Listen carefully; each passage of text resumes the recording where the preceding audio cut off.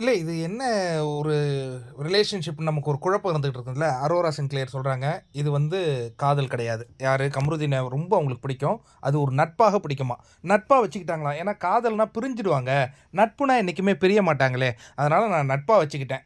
இது ஏன் பார்வதிக்கு வந்து பொசசிவ் ஆகுது, கோவமாகுது? எனக்கு ஒண்ணும் புரியலையே.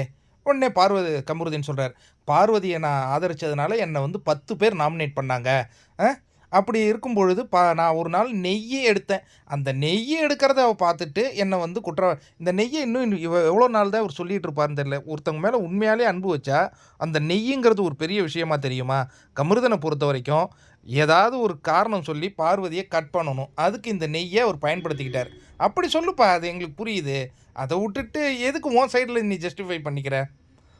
ஒரு கட்டத்தில நமக்கு செட் ஆகாது.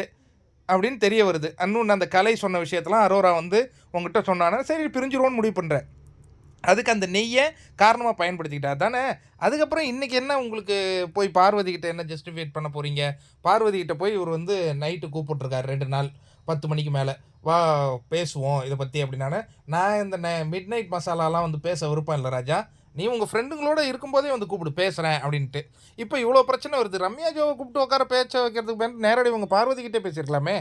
அதுல ஒரு கிளாரிட்டி இவங்களுக்கு கிடைச்சிருக்குமே! இப்போ இவங்க ஃப்ரெண்ட்ஸ்ன்னு சொல்லிட்டாங்க. அவங்களும் ஃப்ரெண்ட்ஸ்ன்னு சொல்லிட்டாங்க.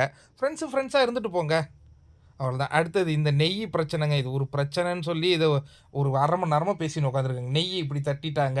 என் மேல கோவத்த காட்டிட்டாங்க. வன்மத்த கக்கிட்டாங்க. அவரு விக்ரம் வந்து எனக்கு சாப்பிடவே புடிக்கல. அவங்கள கண்டாலே பயமா இருக்கு. உடனே கனி. இப்போ வந்து விக்ரம் ஹீரோ மாரி தெரியிறாராம். நமக்கே ஷாக்கிங் ஆகுது. எதுக்காகன்னா, தீய சக்திய எதிர்த்து ஹீரோவா மாறிட்டாராம்.